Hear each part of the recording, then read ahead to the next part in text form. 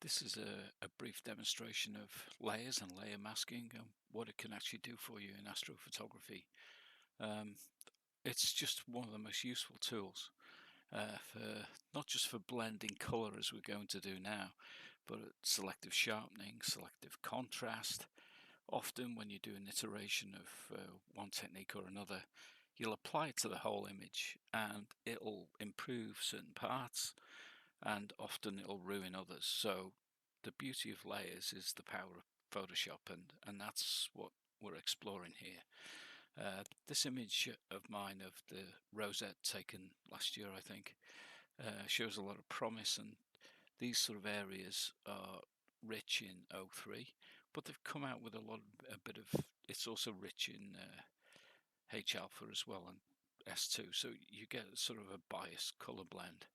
Uh, the way I've processed this though, these outer areas with those sort of rusty gold colours I quite like, and that's sort of Hubble palette-esque, so I kind of don't want to disturb that too much, but it'd be nice to dig out the blue here. So what we'll do is we'll duplicate the background layer. I'll do it the hard way because shortcuts I find difficult to remember, so it's layer, duplicate layer, and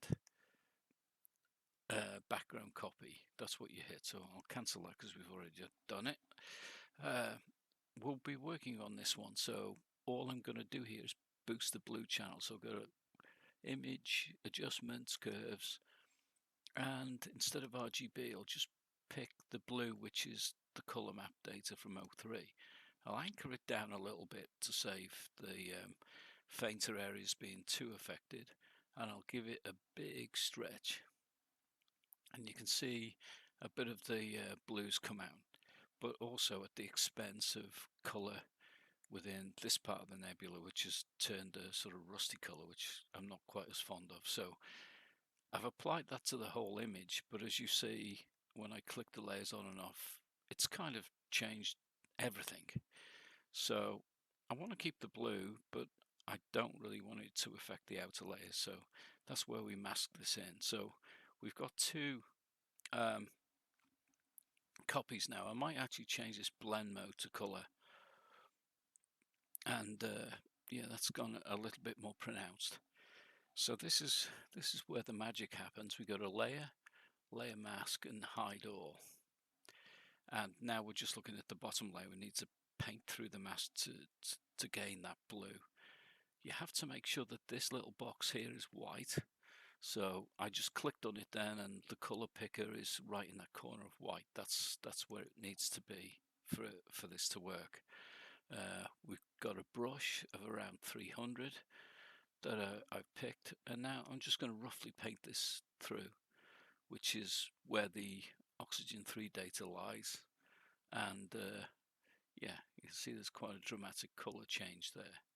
So with this iteration, I'll just sort of do this around the image, and whilst in itself that has made a dramatic change to the color balance, you see that the edges are very harsh.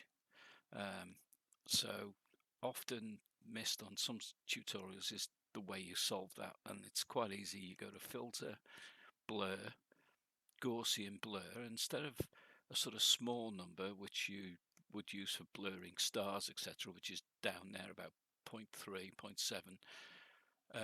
I'm going to sort of go to probably 100 to 200. And if I click that on and off, you can see the difference it makes. That's without it, and that's with the Gaussian blur. It's actually blended that in quite nicely. I might go even a little bit higher.